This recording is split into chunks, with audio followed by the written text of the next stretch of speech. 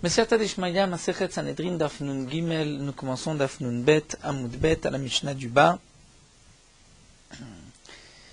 13 lignes avant la fin de la page. 12 lignes avant la fin de la page. Mitzvat Anechnaki. Après avoir vu comment on tuait celui qui était Chayav Skila, qui devait être lapidé, celui qui est Chayav Srefa, qui devait être brûlé, celui qui est Chayav Here, qui devait être tué par l'épée décapitée, ici la Mishnah poursuit, nous enseigne la mitzvah de Chenek, de celui qui doit être étranglé. Mitzvah Anechnakim, la mitzvah de ceux qui doivent être étranglés. Voici comment on va les tuer. Hayumashkim otobezevel adar kuvotav. On l'enfonçait dans du fumier jusqu'au genou, afin qu'il ne bouge pas. Et on va mettre un foulard, un mouchoir dur dans un qui est plus tendre, comme nous l'avons vu auparavant, pour ne pas le blesser, vekorer al savaro, et on va l'entourer autour de son cou. Zemoshe chetzlo, donc il y avait deux personnes chargées par le Bédin de le tuer. L'un tire d'un côté, vezemoshe chetzlo, et l'autre tire de l'autre côté, atche nafsho yotzet, jusqu'au moment où son âme va sortir, il va ainsi mourir. Tanu Rabbanan Agma nous rapporte ici une braïta. Ish. Le pasuk nous dit un homme, asher inaf et eshetish, un homme qui a commis un adultère avec une femme mariée. La Torah nous dit, puisqu'il a fauté avec la femme de son prochain, ils seront tués, celui qui a commis l'adultère et cette femme qui a aussi donc fauté avec cet homme-là. La Braïta nous dit Ish. Si la Torah nous dit Ish, un homme, Prat le Katan, on veut exclure un Katan. C'est-à-dire un Katan qui a moins de 13 ans, même si il peut avoir commis un adultère, il ne sera pas Chayav Mita. Donc Ish, Prat le Katan, on exclut Katan, l'enfant. Asher Inaf et Eshetish, s'il a une relation d'adultère avec une femme mariée, puisque c'est marqué Eshetish, la femme d'un homme, Prat l'Eshet Katan. On vient exclure la femme d'un Katan, c'est-à-dire si un enfant de moins de 13 ans a donné des kiddushin à une femme, il ne peut pas donner, étant donné qu'il a moins de 13 ans, donc ces kiddushin ne sont pas valables, et elle n'est pas Eshetish. Donc si la Torah nous dit c'est une Eshetish, c'est que le mari n'est pas un Katan, n'est pas un moins de bar mitzvah. Ensuite, la Torah dit Asher inaf et esheteru, puisqu'il a commis l'adultère avec la femme de son prochain. Prat le eshet acherim. On vient exclure ici la femme d'autres. Que signifie d'autres? Rachid nous explique des coutumes. Des coutumes, d'ici nous apprenons que les coutumes n'ont pas de kiddushin lorsqu'ils donnent des kiddushin à une femme. Les Koutim étaient un peuple de Kouta qui s'était converti. À l'époque dans le Nar, nous voyons cette histoire des Koutim. Il y avait une machloquette dans la Gemara. Est-ce que Koutim guérait Arayot? Est-ce qu'ils se sont convertis parce qu'ils ont eu peur des lions? Ou guérait Emet? Ils ont fait une véritable conversion.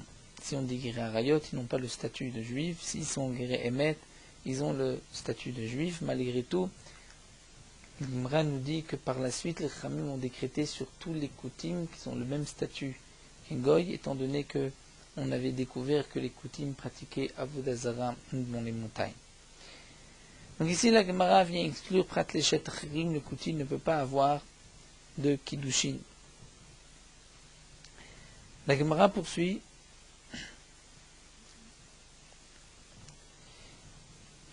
Disons que nous avons, d'après certaines versions, ce qui est marqué des Shetacherim, il ne s'agit pas du Kouti, mais même du Goy. D'après certains, Kouti a été rajouté par la censure pour ne pas dire Goy, c'est-à-dire pour ne pas dire tout non-juif, puisque c'est vrai que tout non-juif n'a pas aussi de Kiddushin.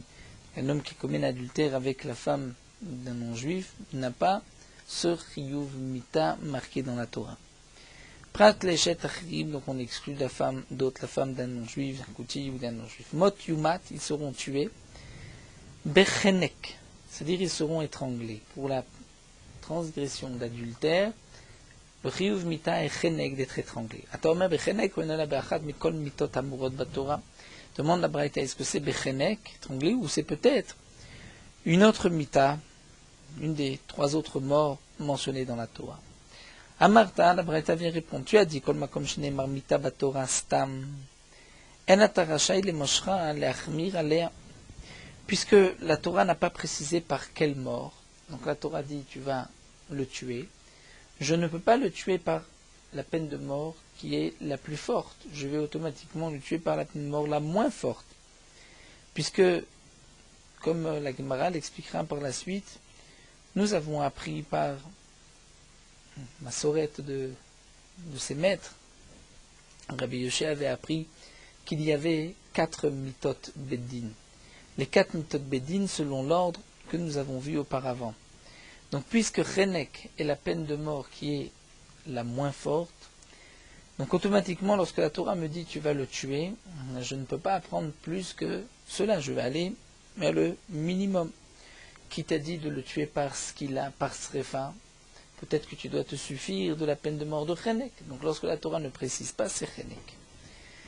La Torah ne t'a pas précisé quelle est la peine de mort. Tu ne peux pas tirer ce cas-là, d'une khumra, d'une peine de mort plus forte. Là, laquelle aléa, seulement pour être mekil, donner la peine de mort la moins forte, d'ivrer Rabbi Yosha. Ce n'est pas de Rabbi Yosha. Rabbi Nathan, non, mais Rabbi Nathan dit, l'homme ce n'est pas que Chenek est la mort qui est la plus légère. Ela kol mita amura batorah stam ena ela chenek. Pour Rabbi Yonatan, toute mita qui est marquée dans la Torah, puisque la Torah ne précise pas par quelle peine de mort, c'est certainement chenek. Et Rabbi va expliquer. Rabbi nous dit, Rabbi Omer nema mita bide shamayim venema mita bide adam. Puisqu'on voit dans la Torah où c'est marqué mita bide shamayim, qu'Akadosh Baruch Hu l'a tué, va yamet gamoto, à propos de Er ve'onan. Et c'est marqué mita bide adam, la mort par l'homme, motu matu. Ma mita mura bide shamayim mita shen barosh. Donc dit Rabbi, on apprend la mita bide shamayim, on apprend mita bide adam de mita bide shamayim. De la même manière que mita bide shamayim, chez en baroshem, c'est-à-dire il n'y a pas de trace, il n'y a pas de blessure. Lorsqu'Hachem tue, il n'y a pas de blessure. Af mita mura bide adam mita shen baroshem. Donc la mita marquée dans la Torah motu matu, puisque la Torah n'a pas précisé de quelle peine de mort, c'est une peine de mort qui est sans rochem, sans trace. Quelle est la peine de mort qui est sans trace? C'est chenek, où on l'étrangle et on ne laisse pas de trace. Vema serefa, demande l'agma, c'est peut-être serefa de le brûler, puisque lorsqu'on le brûle, le corps reste entier. Extérieurement, il n'y a aucune trace. L'agma répond, ça ne peut pas être serefa. Pourquoi? Puisque la Torah a dit que si c'est la fille d'un Kohen qui a commis un adultère, elle sera brûlée. Donc la Torah donne une khumra pour la fille du Kohen. Cela veut nous enseigner, cela veut nous faire savoir, Michlal, Deha, que celle qui n'est pas fille de Kohen, la bat srefa, je ne vais pas la brûler. Donc ça ne peut pas être srefa, ça ne peut être que chenek, puisque c'est la seule mort qui nous reste, qui ne laisse pas de traces. Alors la Gemara poursuit une Bishlam al Rabbi Nathan qui est kamefaresh. D'après Rabbi Nathan, on comprend, Rabbi nous a expliqué que c'est pas chenek, puisque c'est marqué que le Jbohu tue, Vayamed Gamoto, c'est marqué que le Beddin va tuer, donc on apprend l'un de l'autre une mort sans trace. Ken Mekafaresh Rabbi Tama, comme Rabbi a expliqué, elle, Rabbi Yoshia demande l'agma, mais d'après Rabbi Yoshia, quelle est l'explication de Rabbi Yoshia? Nous avons vu que puisque la Torah dit Mot Yumatu, et que ce n'est pas précisé par quelle mort, donc je vais dire certainement que c'est la mort la plus légère, c'est-à-dire Chenek. Demande la Gemara, mais Maïdi, car Chenek Baolam. Peut-être que la mita de Chenek n'existe même pas, et Masaïef, peut-être que c'est l'épée qui est la mita la moins forte. Peut-être qu'il n'y a que 3 mitot Bedi. La Rava répond ce que nous avons déjà mentionné auparavant, que d'après Rabbi Yosha, Arba mitot Gemara Gemir Aleum. Il avait appris de ses maîtres, on dit par Nahal Moshe Mishneh, qu'il y avait 4 peines de mort. 4 peines de mort dont les noms avaient été mentionnés, donc ce qu'il a se référé avec Vachenek. Et c'est pour cela que d'après Rabbi Yoshia, lorsque la Torah ne précise pas, ne dit pas par quelle mort je prends la plus légère, donc c'est Chenek. On reprend les paroles de Rabbi Yonatan. Rabbi Yonatan dit non, l'homme ipneshi kala, ce n'est pas parce que Chenek est la plus légère, mais c'est pour une autre raison, parce qu'on apprend le mitab et des shamayim. Demande la Gemara, Maïlom ipneshi kala, qu'est-ce que Rabbi Yonatan a voulu dire en disant ce n'est pas parce qu'elle est la plus légère, c'est-à-dire la moins forte. La Gemara explique qu'Amifigi peut être Rabbi Shimon et Rabbanan. Ici, dans la marloquette de Rabbi Yoshua et Rabbi Nathan, se cache une autre marloquette, la marloquette de Rabbi Shimon et Rabbanan, dans l'ordre des mitot, comme nous l'avons vu, que d'après les Chachamim, c'est Skila, Serefa, Hereg, Vachenek, alors que Rabbi Shimon, c'est Serefa, Skila, Chenek, et ensuite Hereg. Donc Rabbi Yonatan lui pense comme Rabbi Shimon que Chenek, ce n'est pas la mort qui est la plus kala, puisqu'il y a Chenek et ensuite Hereg. Donc Rabbi Yonatan ne peut pas comprendre comme Rabbi Yoshua, il a dit, c'est vrai que la Torah n'a pas précisé par quelle mort, mais tu ne peux pas dire Chenek, puisque tu dois aller par la mort la plus légère, ce serait donc Hereg. C'est la marloquette entre Rabbi Shimon et Rabbanan, et c'est aussi la marloquette entre Rabbi Yonatan et Rabbi Yoshua. La Gemara poursuit. Nous avons vu donc que lorsqu'un homme a commis un adultère, il sera étranglé, ou bien nous l'apprenons parce que c'est marqué motumat, et la Torah ne précise pas, donc c'est la mort la plus légère, et d'après les Chachamim, Rabbi Yoshia, c'est Chenek, ou encore, comme dit Rabbi Yonatan, on apprend mitabi des Shamaim et mitabi des Adam, mitabi des Shamaim, il n'y a pas de trace, le corps est intact, donc mitabi des Adam aussi c'est le corps intact, donc c'est de l'étrangler, ça ne peut pas être srefa, puisque la Torah a donné une chumra pour la fille d'un Kohen, cela veut dire qu'une autre femme comme un adultère ne sera pas brûlée, donc obligatoirement étranglée. La Gemara poursuit à Marli Rabbi Zira et Abaye. Rabbi Zira demande à Abaye, Sharan Iskalim de l'octive Bouskila. Rabbi Zira s'étonne, pose la question suivante à Abaye. Les autres Niskalim, c'est-à-dire comme la Gemara, la Mishnah par la suite va nous énumérer quelles sont les transgressions pour lesquelles l'homme est puni par Skila. Dans certaines transgressions, la Torah le dit Mefourash qu'il s'agit d'une skila. Si c'est Avodazara, c'est marqué dans la Torah Nahara Meorasa, c'est marqué qu'on va la lapider. Chilul Shabbat, c'est marqué Ovi Ideoni, sorcellerie que nous verrons par la suite, c'est aussi marqué parce qu'il a Megadev, celui qui bénit, qui maudit, va être aussi lapidé. Tous ces cas-là sont marqués dans la Torah Mefourash qu'on va les lapider. Mais il y a d'autres cas qui sont marqués dans la Mishnah et que la Torah ne précise pas d'une manière explicite qu'il s'agit de skila. Donc demande Rabbi Zira Abayeshar Niskalim de skila, les autres Niskalim mentionnés dans la Mishnah. Mais ce n'est pas marqué Mefourash dans la Torah qu'on va les lapider et comme nous le verrons par la suite des gammes, mais Ovi Ideoni, nous apprenons de Ovi Ideoni, de ces deux manières de Ovi Ideoni, de parler aux morts, sorcellerie, que la Gemara expliquera par la suite.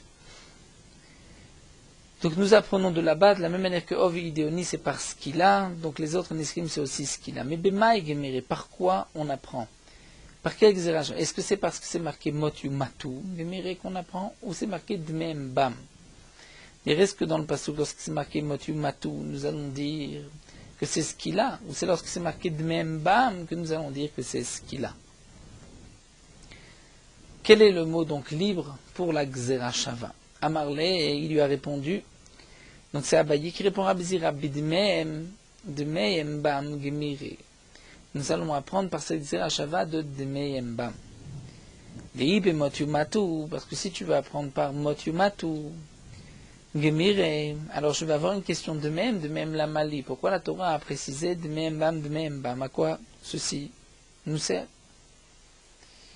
Si ce n'est pas par la Gzera Shava de Dmeem Bam, alors pourquoi ces mots sont marqués?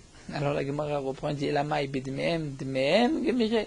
Tu vas l'apprendre puisque c'est marqué Dmeem. Mais alors Motu Matu Lamali, tu vas voir la question qui revient dans l'autre sens. Mais alors pourquoi la Torah a marqué Motu Matu? La Gemara dit non, ça ce n'est pas une question pourquoi c'est marqué Motu Matu.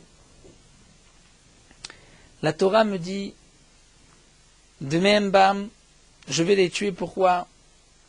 Dmeem Bam, dire leur sang et eux, je dois les tuer pour nous enseigner que c'est ce qu'il a. La Torah poursuit marqué Motu Matu, ils vont être tués pour nous dire, comme c'est marqué dans la Braïta, Motu Matamake Rotseachu. Un homme qui a tué est un assassin, il doit être tué par l'épée. La Torah nous dit tu vas donc le tuer par l'épée, donc je n'ai que la mort qui est marquée dans la Torah, l'épée Saïf, Hereg. Et d'où est-ce qu'on sait que si tu n'arrives pas à le tuer par la mita marquée dans la Torah, que tu peux le tuer par n'importe quelle mita? Talmud Loma mot yumat, la Torah nous dit mot yumat. Puisque c'est marqué mot yumat, c'est-à-dire tu le tueras, mot yumat a marqué mikol makom, par n'importe quel moyen. Donc le mot yumat est nécessaire pour me dire que si tu n'arrives pas à le tuer par la mort qui est de même bam, c'est-à-dire de ce qu'il a, que tu apprends par la xerashva de même, eh bien, tu le tueras par n'importe quel moyen. La Gemara poursuit à Marler, Ravacham Medivti, il est Ravina. Ravacham Medivti se pose la question suivante, demande à Ravina. Lorsque Rabbi Zira s'étonne et demande est-ce qu'on l'apprend par Motumatu ou par Dmembam, on lui répond que c'est par Dmembam. Demande Ravacha, et si c'était Vibi Motumatu Gmire? Si on apprenait par l'exachat de Motumatu, Maïk Kachele, aurait-il eu une question, ce qui l'aurait dérangé? Et les Maïchetish Kakachele, si le problème qu'avait Rabbi Zira, c'était pour la Eshetish, c'est-à-dire que pour la Eshetish, dans la Torah c'est marqué, comme nous l'avons vu, une femme qui commet un adultère, mot yumat. Et la Torah ne dit pas par quelle mort. Et nous avons dit qu'il s'agit de chenek. Donc peut-être que Rabbi Zira avait la question suivante. Est-ce que tu apprends les niskalim de mot yumat ou de membam? Si tu apprends de mot yumat, je vais me poser la question, pourquoi dans Eshetish, dans l'adultère, tu n'apprends pas que c'est ce qu'il a de mot yumat? Il est Eshetish Kakachele. Donc si c'est le problème de Eshetish, que quoi, les mété veligma mot yumat movidoni, qu'on devrait apprendre mot yumat de ovidoni, de dire mal la meskila, afghan biskila, de le lapider, et donc, celui qui commet un adultère sera lapidé et ne sera pas étranglé. La Gemara nous dit ça, ce n'est pas une question. Pourquoi?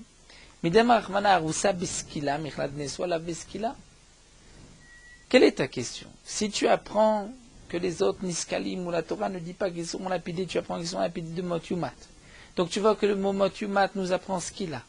Alors tu vas avoir la question pourquoi la Eshetish est étranglée et n'a pas de ce qu'il a, puisque c'est marqué mot yumat. Ce n'est pas une question. Pourquoi?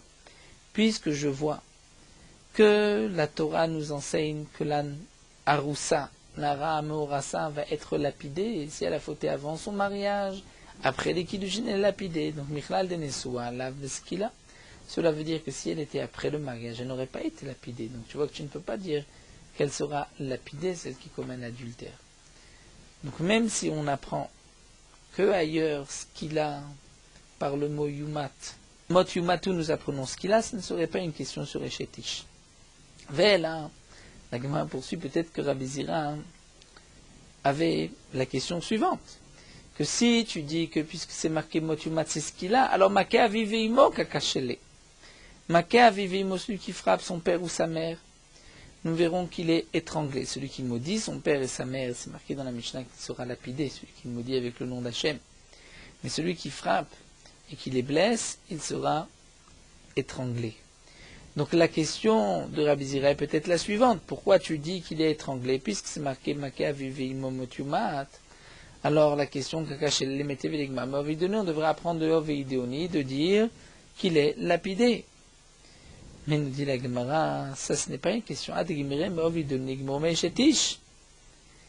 Si la Torah nous marque à propos de celui qui frappe son père et sa mère, mot yumat, je ne peux pas l'apprendre de Oveidéoni, c'est ce qu'il a, parce que maintenant que j'ai un pasouk à propos de celui qui commet un adultère et chétish où c'est marqué mot yumat et que ce n'est que chenek, donc lorsque pour maké aviveimo, celui qui frappe son père ou sa mère, la Torah dit mot yumat, et que tu dois choisir entre telle ou telle peine de mort, tu dois bien sûr choisir la plus légère. Donc tu n'arriveras jamais à ce qu'il a. Donc nous dit la Gemara, puisque c'est marqué, c'est vrai de Oveidoni mot yumat, mais chez Tish aussi c'est marqué mot yumat. Donc il y a Tarachai de Moshra l'Achmir, tu n'iras que pour être plus indulgent, pour lui donner la peine de mort là, moins forte, donc chenek, et pas ce qu'il a. Donc on revient, quelle était la question de Rabbi Zira? Lorsque Rabbi Zira a dit, je l'apprends de mot yumat ou de Dmembam, peu importe. Quel est son chidouche à Marley? Alors, Ravina répond à Ravacham Medivti. En vérité, la question de Rabbi Zira n'était pas ni sur Eshetish, ni sur Makavimo, mais sur les autres cas mentionnés dans la Mishnah. Que ceux qui transgressent tel ou tel avéra seront lapidés, c'est là que Rabbi Zira avait une question. La question était la suivante. Est-ce que tu l'apprends de mot yumat ou de Membam? Si tu apprends de Membam, Rabbi Zira n'avait pas de question. Mais si tu apprends de mot yumat, Rabbi Zira avait une question qui n'est pas marquée mais qui était sous-entendue. Dei bemot yumat gemire. Alors la question de Rabbi Zira était la suivante. Pourquoi tu apprends de Ovoidonic, c'est ce qu'il a. Tu devrais apprendre de Eshetish que mot yumat, c'est chenek. C'est pour cela que Rabbi Zira s'étonne et demande à Abaye. Dans les cas où la Mishnah nous dit qu'il y a ce qu'il a pour ceux qui transgressent tel ou tel avéra. Et ce n'est pas marqué Mefourage dans la Torah qu'il a ce qu'il a, c'est marqué mot yumat. Ou de Membam aussi. Par quoi vas-tu apprendre? Par de Membam ou mot yumat? Si tu apprends de mot yumat, dit Rabbi Zira, j'ai une question, pourquoi l'apprends-tu de ce qu'il a, de Ovoidoni? Tu devrais peut-être l'apprendre de Eshetish. Mais la réponse donc de Abaye était claire, on l'apprend de Membam, et non pas de mot yumat. Donc on ne peut pas apprendre de Eshetish. Nous gardons que c'est ce qu'il a, et le mot yumat vient nous dire si tu ne peux pas le tuer par cette mort-là, en le lapidant, tu le tueras par n'importe quelle mort. On continue avec une nouvelle Mishnah Elohen Aniskalim. Voici donc maintenant ceux qui vont être lapidés. Donc nous avons vu les Arba Mitot Bedin, ce qu'il a Serefa Eric Vachenek, l'ordre de ces Arba Mitot. Et maintenant, nous devons nous pencher sur les Averot pour lesquels un homme va être lapidé, ou par la suite l'Averot pour lesquels un homme va être brûlé, ou Hereg décapité, ou Chenek étranglé. La Mishnah de Elohen Aniskalim, voici ceux qui vont être lapidés. Abalahem, celui qui a une relation avec sa mère. Valeshetav, avec la femme de son père. Que ce soit sa mère ou ce ne soit pas sa mère. Ve'alakala, avec sa belle-fille. Ve'alazechour, avec un homme. Ve'alabema, ou avec une bête, une femelle. Ou bien Ve'isha, mevieta bema, une femme qui amène sur elle, bema, une bête, c'est-à-dire une bête mâle, qui a une relation avec la femme. C'est aussi ce qu'il a pour cette femme. Amegadef, celui qui maudit. Vaoved avodat kochavim, celui qui pratique l'idolâtrie. Vanoten mizaro la molaire, celui qui fait passer sa descendance la molaire. Molaire, comme nous verrons, il y avait deux feux, on faisait passer les enfants entre les deux feux. Et comme le précise Rashi, mizaro la molaire, ce n'est pas Avodazara, puisque Avodazara est déjà mentionné, mais c'était un chok goïm, de faire passer un enfant entre deux feux, et ça c'est une interdiction de la Torah qui est punie par ce qu'il a. Ubal ovidéoni, ceux qui pratiquent ovidéoni, nous verrons par la suite que signifie, quelles sont ces sorcelleries. Vamechalet Shabbat, celui qui transgresse Shabbat. Vamekalel avivimo, celui qui maudit son père ou sa mère. Ve'aba nara morasa, celui qui a une relation avec une jeune fille après les kiddushin, avant le mariage. Ve'amesit, celui qui incite un yachid en particulier à la Vodazara. Vamedir, c'est celui qui va inciter toute une ville à la Vodazara. Vamechachef, le sorcier. Ou ben sorer ou moré, l'enfant rebelle qui va être tué à l'âge de 13 ans. Comme nous verrons par la suite, l'Egma consacrera tout un pérec sur le ben sorer ou moré. Abba alaem, et la Mishnah poursuit, nous dit si un homme a une relation avec sa mère, chayav alea mishum em mishum eshet av, il y a deux transgressions. Une parce que c'est sa mère, et l'autre parce que c'est la femme de son père. Donc aussi bien si son père avait donné des kiddushin à la mère, et ensuite cette union, ils ont eu cet enfant, donc cet enfant, en ayant une relation avec sa mère, a à la fois une relation avec sa mère, mais aussi avec la femme de son père, ou même si au moment où cet enfant a été fécondé, le père n'était pas marié, mais juste après il a donné des kiddushin à la mère, elle a donc le statut de Eshetav et de M. Et comme l'explique Tosfot, c'est aussi une femme mariée, mais ici on parle après la mort du père. Rabbi Yehuda n'est pas d'accord, il dit M bilvad. Si un homme a une relation avec sa mère, il n'a comme interdiction que l'interdiction de sa mère et pas de la femme de son père. Ça nous le verrons dans la Gemara. Abba al-Eshetav, celui qui a une relation avec la femme de son père, qui n'est pas sa mère, Chaya mishum Eshetav mishum Eshetish, il transgresse l'interdiction d'Eshetav et Shetish. Le nafkamina, s'il y a une transgression, deux transgressions, lorsqu'il y a une condamnation à mort, peu importe, puisqu'on ne va le tuer qu'une seule fois, il peut y avoir une nafkamina si les peines de mort ne sont pas les mêmes, mais ce n'est pas le cas ici. Donc Rashi nous explique qu'il s'agit d'un homme qui a fauté sans faire exprès. Un homme a une relation sans faire exprès avec sa mère, il ne savait pas que c'était sa mère. Et ensuite, il doit apporter un korban, ou deux korbanot, puisque c'était aussi la femme de son père.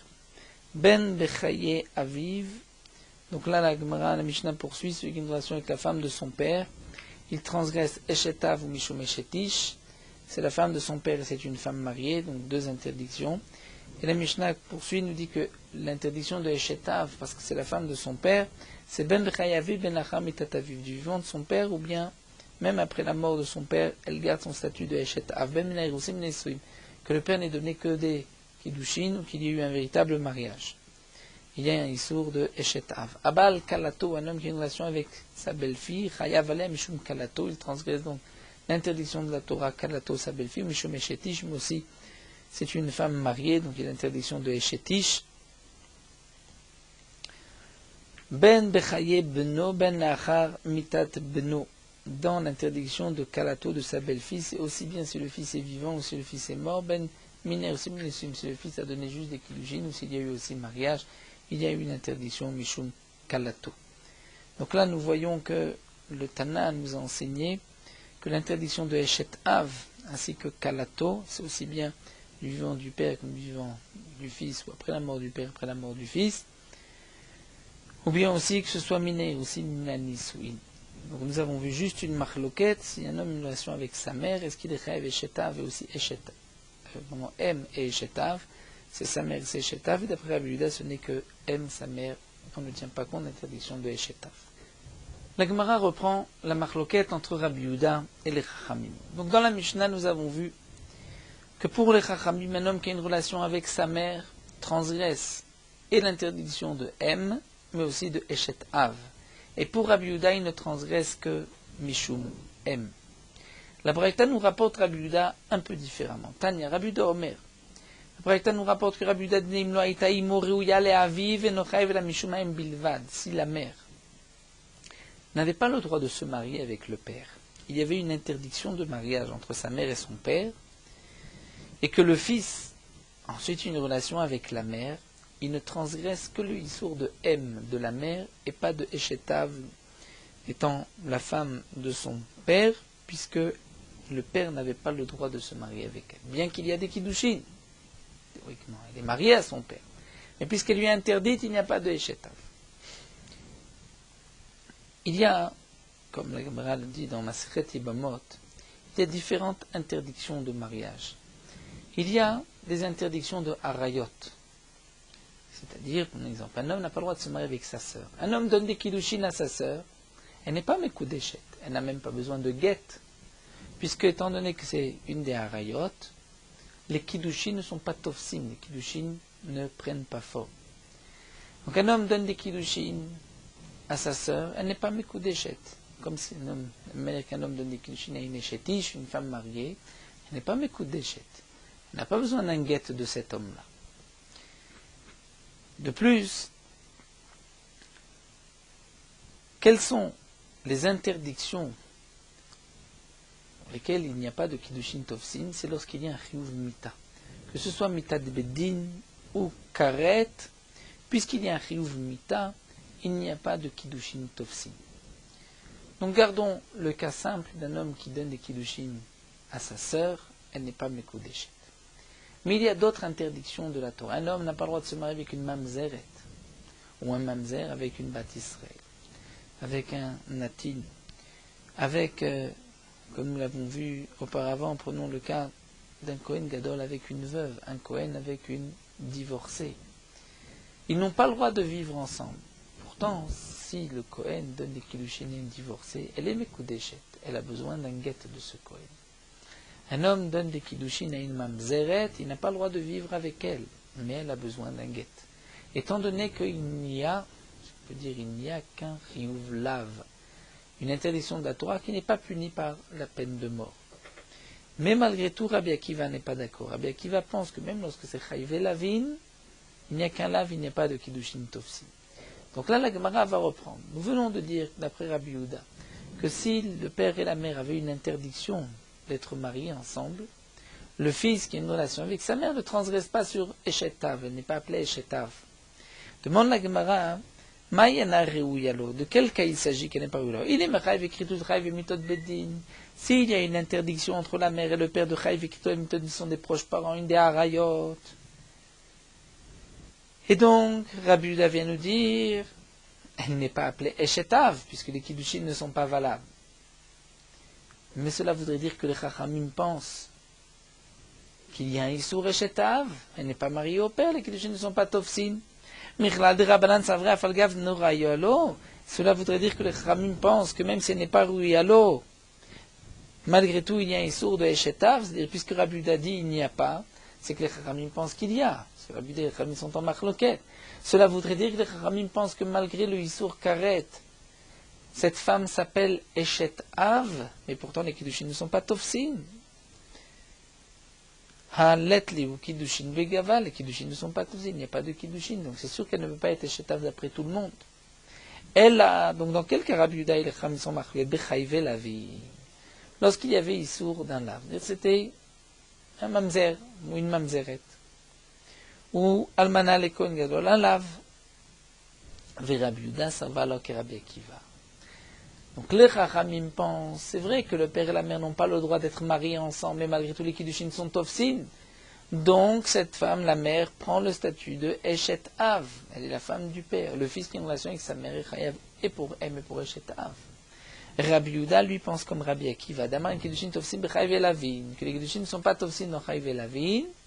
Et donc, puisqu'il n'y a pas de Kiddushin avec Chayav et Lavin, c'est pour cela qu'elle n'est pas appelée Eshet Av. Donc leur machloket, c'est dans Chayav et Lavin. Donc on va dire Mamzeret Netina ou Almana le Kohen Gadol. Rashi nous souligne que le Tana de cette Braïta, Tane Rabbi Yehuda, est en machloket avec le Tana de notre Mishnah. Puisque le Tana de notre Mishnah a marqué Rabbi Yehuda Omer et Nochav le Mishumaim Bilvad dans tous les cas.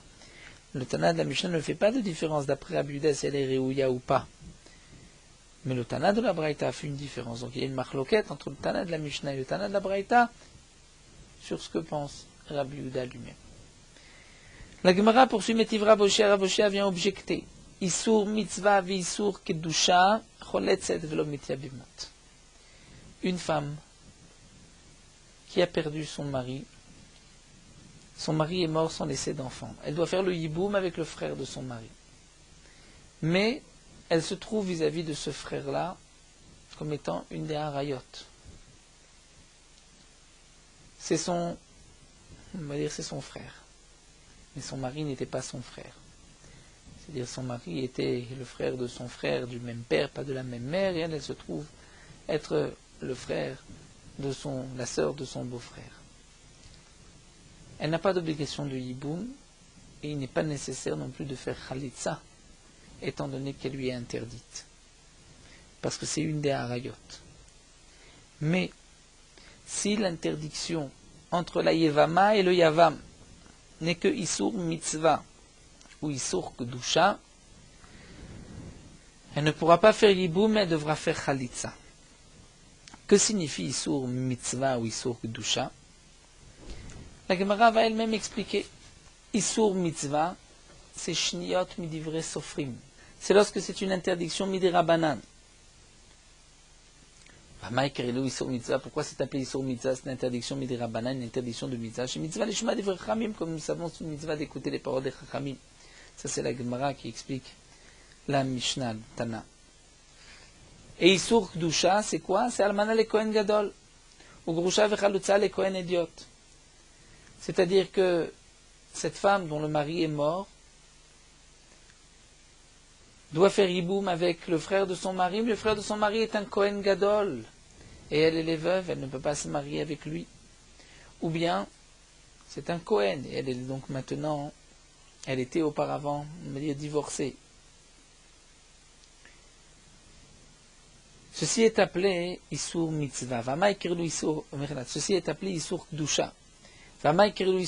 Pourquoi on appelle cette interdiction de l'Almana comme les Kohen Idiot comme étant Isur Kdusha, dirtiv Kedoshim Yule Elohem, puisque c'est marqué à propos des Kohanim Kedoshim Yule Elohem, ils seront Kadosh pour Akadosh Baruch Hu. Donc nous avons ici une braïta qui nous dit que lorsqu'une femme doit faire le yiboum et qu'elle ne peut pas, parce qu'elle a une interdiction avec le yabam, que ce soit un Isur Mitzvah, c'est-à-dire que le yabam lui est interdit parce que c'est un Isur de Harayot Midirabanan, ou bien un Isur Kdusha par rapport au Isurim des Kohanim. Quel est le din? Elle fera Khalitsa, mais elle ne fera pas Yiboum. Et sur cette Mishnah, nous avons un enseignement, une braïta qui dit Rabbi Yehuda Machlif. Rabbi Yehuda va changer ce que le Tana appelle Isur Mitzvah, l'Isur Midivre Sofrim. Rabbi Yehuda dit non, Isur Midivre Sofrim, c'est Isur Kedusha. Isur Mitzvah, c'est les interdictions des Kohanim. Pourquoi? Comme nous explique Rashi, parce qu'après l'interdiction des Kohanim, c'est marqué Elea Mitzvot. Donc c'est Isur Mitzvah. Isur Kedusha, ce sont les interdictions des Rabbanan, c'est-à-dire toutes les Gdarim, l'interdiction d'un homme de relation avec sa mère, c'est Minatora, mais Em Imo, la mère de sa mère, c'est Mili Rabbanan, de même Em Aviv. Et c'est Isur Kedusha parce que les Khamim m'ont demandé de se sanctifier même de ce qui était permis pour ne pas arriver à l'interdiction même. En tout cas, nous voyons que Rabbi Yehuda est d'accord sur le principe de Isur Mitzvah, Isur Kedusha, que la Yébama doit faire la Khalitsa et pas le Yiboum. Mechlaf, Chiloufé ou des Machlif, dit la Gemara, d'après Rabbi Yehuda, Chiloufé ou des Machlif. On va juste inverser ce qui est appelé Isur Mitzvah, on va l'appeler Isur Kedusha, ce qui est Isur Kedusha, on va l'appeler Isur Mitzvah. Mais pourtant, la Almana avec un Kohen Gadol, la Grusha au Kohen Idiot, pour Rabbi Yehuda, elle devra faire Khalitsa. Mais si tu penses que Rabbi Yehuda pense comme Rabbi Akiva, comme nous venons de le dire, que d'après Rabbi Akiva dans les Chayiv Elavim, il n'y a pas de Kiddushin possible. Alors, Mirdé Chayiv Elavim, Rabbi Akiva, Chayiv écrit tout damé. Puisque pour Rabbi Akiva, lorsqu'il y a un lave, c'est comme s'il y avait karet. Et quel est le din de Chayiv écrit tout? La venez Khalitsa Yiboum, n'est-ce pas qu'il n'y a pas de Khalitsa et de Yiboum? De la même manière qu'un homme avec une des harayot, avec sa sœur, n'a pas d'obligation de Yiboum ni de Khalitsa. Et pourtant, ici, on voit que Rabbi Yehuda dit qu'il y a Khalitsa. La réponse n'est pas une question. On maintient que Rabbi Yehuda pense comme Rabbi Akiva, seulement les Dvarav de Tanakama Kama. Ce qui est rapporté dans la Braïta, Rabbi Yehuda s'adresse à Tanakama. Toi, Tanakama, tu appelles Isur Mitzvah, les interdictions Midivre Sofrim, Isur Kedusha, les interdictions des Kohanim. Moi, je te dis que c'est le contraire. Mais c'est vrai que lui n'est pas d'accord du tout avec ce que nous dit Tanakama, que la Khalitsa est nécessaire, puisque d'après Rabbi Yehuda, comme le dit Rabbi Akiva, Chayvel Lavin, il n'y a pas de Kiddushin, donc c'est comme Chayvel Kritout, et il n'y a pas d'obligation de Yiboum ni de Khalitsa. La Gemara poursuit. Lorsque Rav Yitzhak est venu, il a enseigné, comme c'est marqué dans la Mishnah, Rabbi Yehuda Omer, Enochav il mishum ha'em bilvad.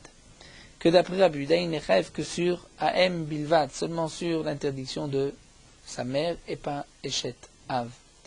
Et ce n'est pas marqué si elle est Réouya au père ou pas Réouya au père. Rabbi Yehuda ne fait pas ces de différence, et même si elle est Réouya au père, même si elle pouvait se marier avec le père, il n'y a que l'interdiction de M de la mère, et il n'y a pas Eshetav. Veta Amama, et pour quelle raison? Donc auparavant, on avait essayé d'expliquer d'après la Braïta que lorsque la mère ne pouvait pas être mariée avec le père, il n'y avait pas de Kiddushin, donc elle ne s'appelle pas Eshetav. C'est là où il n'y a que Eshchiyuv M d'après Rabbi Yehuda. Mais si elle pouvait être mariée au père, donc il y a deux interdictions, et parce que c'est sa mère, et aussi la femme de son père. Mais là, Rabbi Yitzhak nous rapporte une braïta, un enseignement comme dans notre Mishnah, qu'il n'y a pas de différence. Si elle pouvait se marier au père ou pas, elle est appelée Eshetav ou ba. Dans tous les cas, il n'y a pas de Chiyuv Mishum Eshetav, il n'y a que Mishum M. Alors la Gemara va nous expliquer Veta Amamai. Et pour quelle raison? Si elle est Réouya au père, elle peut être mariée au père. Donc normalement, il y a interdiction de Eshetav. Pourquoi? Si un homme a une relation avec sa mère, il n'y a que Mishum M et pas Eshetav. Amar Abaye, Abaye nous dit d'Amakra, puisque la Torah dit Imechahi, dans l'interdiction d'avoir une relation avec sa mère, la Torah dit Ervat Avicha, Vervat Imecha le Tegale, Imechahi, c'est ta mère. Puisque la Torah dit Imechahi, c'est que la Torah vient limiter Mishum Imo, Tamechahi, Vum Tamechav Mishetav. Tu n'es rêve que parce que c'est ta mère et pas parce que c'est la femme de ton père. Mais la Gemara poursuit la Meata, c'est ainsi. Comment vas-tu expliquer le pasuk? Erva ateshet avicha lo tegale, l'erva de la femme de ton père, tu ne dévoileras pas. Erva tavicha hi, c'est la herva de ton père. Est-ce que tu vas dire aussi herva tavichaï mishum esheta vata mechayvo? Donc lorsque une femme qui est la femme de son père est aussi sa mère, on va dire non, il n'y a que l'interdiction parce que c'est la femme de son père, vata mechayvo mishum mimo, et pas pour sa mère. Elaïmo sheyeshet aviv kaeacha umemaetla, kaeacha umemaetla.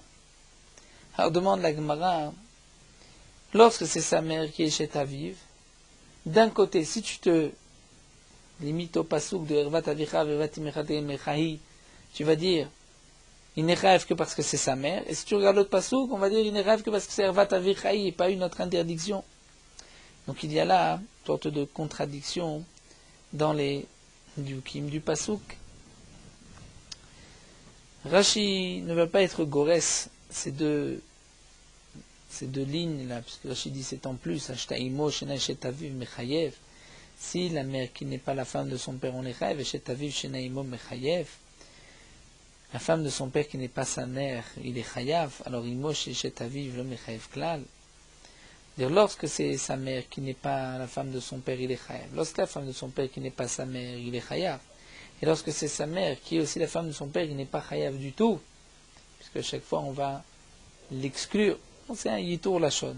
Comme dit la Gemara, tu es maître d'un pasuk, maître de l'autre. Donc, les diukim, les miutim, ce que la Torah exclut, se contredisent. Et tout de plus, les rabbanan n'ont activé mechahi. La question va se poser, mais comment les chachamim vont être doresh? Si tu dis que Rabbi Yehuda est doresh de cette manière, puisque c'est marqué mechahi, il n'y a que l'interdiction de ta mère, alors pourquoi les chachamim ne sont pas doresh ainsi? Elle a, donc tu vas répondre, tu vas être obligé de dire oh mais ce imechaï, j'en ai besoin pour cet enseignement de Rav Shibid Ravidi, d'après les Chachamim, mais bien même d'après Rabbi Yehuda, c'est Rabbi Danamé, oh mais Rav Shibid Ravidi. Tu vas en avoir besoin pour l'enseignement de Rav Shisha Berid Ravidi. Quel est cet enseignement? Rashi nous le rapporte. Rashi nous rapporte cet enseignement qui est à la fin de notre Sugya à propos de sa mère qui n'est pas la femme de son père, puisque ce n'est pas marqué de même bam, puisque c'est seulement pour la femme de son père que c'est marqué de même bam, et que ce soit la femme de son père qui est sa mère ou qui n'est pas sa mère. Mais lorsque c'est sa mère qui n'est pas la femme de son père, c'est vrai que la Torah dit Irvat Imecha lo tegalé, mais la Torah ne nous donne pas la punition. Je vais la prendre de Imechahi, c'est-à-dire Imechahi comme elle est, dire dans tous les cas, elle aura la même peine de mort. Et donc de la même manière que Imecha, qui est la femme de ton père, il y a une punition, tu seras condamné à mort. Donc Imecha, qui n'est pas la femme de ton père, il y a aussi un onège de Mita. Et donc nous dit la Gemara, de la même manière que pour les Chachamim, ce Imechaï vient nous dire que dans tous les cas, celui qui transgresse est puni par la peine de mort, alors que dans le Passouk ce n'est pas précisé, mais on l'apprend de Imecha, qui est la femme de son père. Donc si pour les Chachamim on a besoin de cela, de ce Imechaï pour cet enseignement, pour Rabbi Yehuda aussi, on aura besoin de cet enseignement pour donc le digne de Rav Shev et de Ravidi, on aura besoin de Imechaï. Alors la question revient, d'où est-ce que nous savons, d'après Rabbi Yehuda, que tu n'es chayav que à la M et pas Eshetaf? Et là, Maravacha Beri de Ravika. Donc la Gemara poursuit et nous dit, puisqu'on ne peut pas être d'orège de Imechaï, puisque sinon nous avons aussi un pasouk qui vient exclure le Avichaï, donc nous allons dire qu'on l'apprend d'ailleurs. Et là, Maravacha Beri de Ravika, Amarkra, la Torah nous a dit, Ervata, c'est-à-dire, la herva de ton père et la herva de ta mère tu ne dévoileras pas, c'est ta mère, l'ot égalé hervata, ne dévoile pas sa nudité. Puisque c'est marqué hervata au singulier, je vais dire mishum herva achat ata mechayvo, viata mechayvo mishum shte hervot. Il n'y a que sur une seule interdiction de herva que je te rends chayav, c'est parce que c'est ta mère, et je ne te rends pas chayav sur la deuxième interdiction, puisque c'est aussi la femme de ton père. Donc de ce pasouk Ervata, j'apprends ce que nous dit Rabbi Yehuda, qui n'est chayav que parce que c'est sa mère. Alors la Gemara poursuit, El Ameatas, c'est ainsi à propos de la belle-fille. C'est marqué Ervat Kalatra Lotegale, la Erva de ta belle-fille, tu ne dévoileras pas, Eshet bin Chahi, c'est la femme de ton fils, Lotegale Ervata, ne dévoile pas sa nudité. Est-ce que là tu vas dire aussi que c'est ervata au singulier, donc il n'y a qu'une seule interdiction sur sa belle-fille? Tu ne rends chayav que par une seule interdiction parce que c'est ta belle-fille et pas une autre interdiction parce que c'est aussi une femme mariée. Ve'atnan, et pourtant, nous allons voir que Abal Kalato Chayav Alea Mishum Kalato Mishum Shetish, la Mishnah nous a enseigné celui qui a une relation avec sa belle-fille, il transgresse deux interdictions. Une interdiction parce que c'est sa belle-fille, mais aussi parce que c'est une femme mariée. Et l'interdiction de Kalato, c'est Ben Bechaï Beno Ben Lachar Mitot Beno, que son fils soit vivant ou qu'il soit mort, elle reste sa belle-fille à jamais. En tout cas, nous voyons d'ici qu'un homme qui a une relation avec sa belle-fille transgresse aussi le Issour de Eshet Ish, de femme mariée, puisque c'est la femme de son fils. Velo pas les Rabbi Yehuda, et Rabbi Yehuda n'est pas en marloquette. Donc si Rabbi Yehuda pense que pour sa mère, qui est aussi la femme de son père, puisque c'est marqué Ervata, la Torah vient exclure, vient dire, ce n'est que l'interdiction de ta mère, alors pourquoi pour la Kala, la belle-fille, où c'est aussi marqué Ervata, on ne dit pas que c'est que l'interdiction de Kalata et pas Eshetish? Elle a, donc tu vois que tu es obligé de dire que Van Dechad Gufahu, puisqu'il s'agit que d'une seule personne. Il s'agit, prenons le cas de la Kala de la belle-fille. C'est sa belle-fille. C'est vrai qu'elle a en elle deux interdictions, parce que c'est sa belle-fille, parce qu'elle est femme mariée. Mais c'est qu'un seul gouffre, une seule personne. Donc, Afalgav des Tréisouret de Noëm, s'il y a deux interdictions, Tivervata, c'est marqué au singulier. Pourquoi? Parce qu'il s'agit de sa belle-fille, d'une seule personne.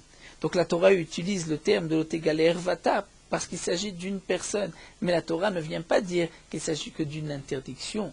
Ervata, c'est la personne, mais ça laisse la possibilité de deux interdictions. Si c'est ainsi, Achiname Kevan Dechad Gufahu, à propos de Ervata, l'otégal Ervata de ta mère, même si il y a deux interdictions, mais puisque c'est une seule personne, Chad Gufahu, Afalgav de Tri Sureninuk, Ervata, même s'il y a deux interdictions, c'est marqué Ervata. Et donc, on ne peut pas dire que ce pasouk, l'otégal Ervata, vient limiter, vient exclure le digne de Eshet Av, de dire que tu n'es rêve que parce que c'est ta mère et non pas parce que c'est la femme de ton père. Donc la réponse ne convient pas et on revient donc à la question, quelle est la source de Rabbi Yehuda? Et là la Gemara nous dit, Rava, voici ce que Rava propose, Kasava Rabbi Yehuda ervat avicha zo eshet avicha.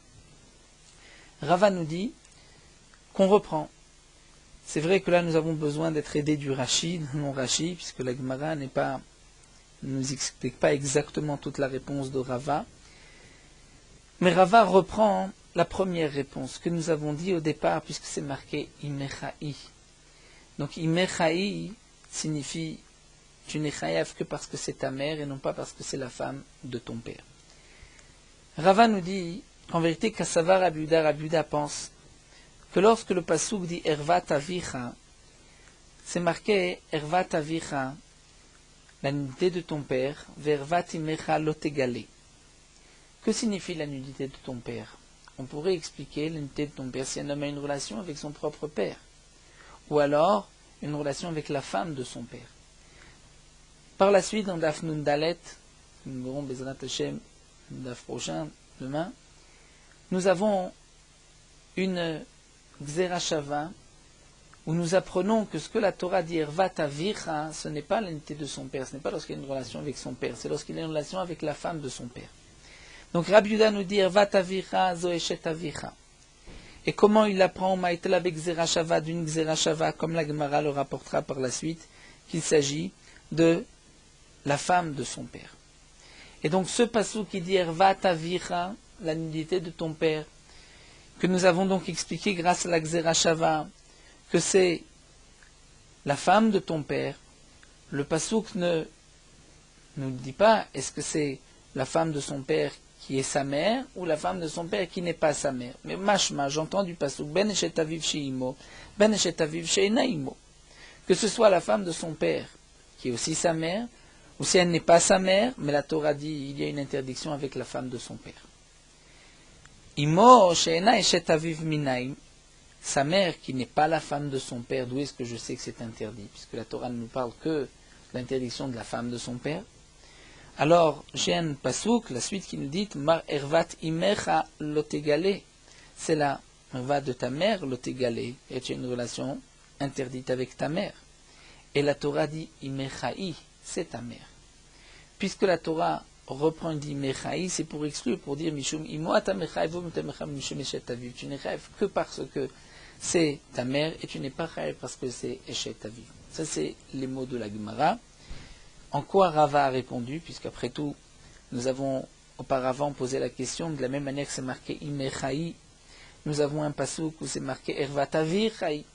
Et donc on aurait dû limiter et dire que là aussi la Torah ne te rend rêve que parce que c'est la femme de ton père et pas parce que c'est ta mère. Donc là, Rava vient répondre à cette question. Donc comment? Donc Rashi nous dit que Rava vient nous dire, on reprend de Ervat Imecha. Ce qui est marqué dans le pasuk, Ervat Imechaï, c'est la Erva de ta mère, Ervat Imechaï. Ça c'est un mute, comme on a voulu dire. Mais le pasuk Ervat Avicha n'est pas un mute. Pourquoi? Parce que, donc ça c'est ce que Rava explique dans les mots de la Gemara, donc on doit le prendre dans le pshat de Rashi, étant donné que le pasuk dit Ervat Avicha, et que ce pasuk vient nous dire qu'il ne s'agit pas de l'unité de son père, mais de la femme de son père. Donc la Torah parle ici de la femme de son père. On la prend par la Gzera Shava. Et la femme de son père peut être sa mère ou peut ne pas être sa mère. On est toujours chaya parce que c'est la femme de son père. Donc lorsqu'ensuite la Torah continue et nous dit Ervat Avichahi, c'est la Erva de ton père, c'est-à-dire la femme de ton père. La Torah ne vient pas ici exclure, c'est parce que c'est la femme de ton père et non pas parce que c'est ta mère, étant donné que le début du passouk venait inclure les deux, aussi bien la femme de ton père qui est ta mère et la femme de ton père qui n'est pas ta mère.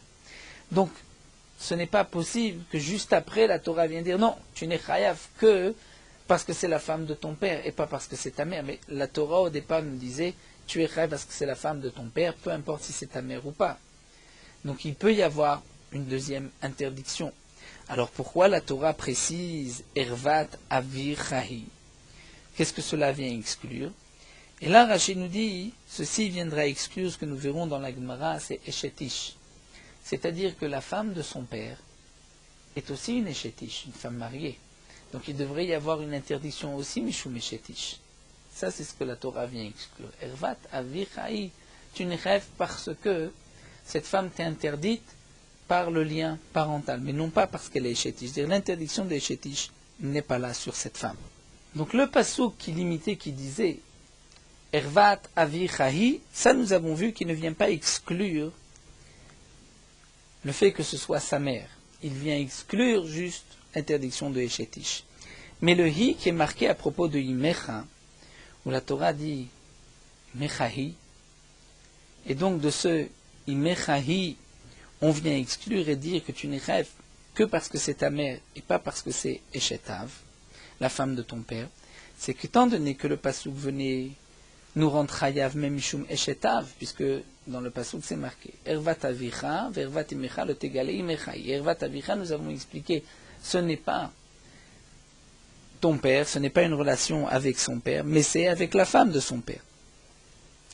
Donc, la suite du passouk, puisque j'aurais pu croire que la femme de son père, c'est même si c'est sa mère, la suite du passouk vient nous dire non.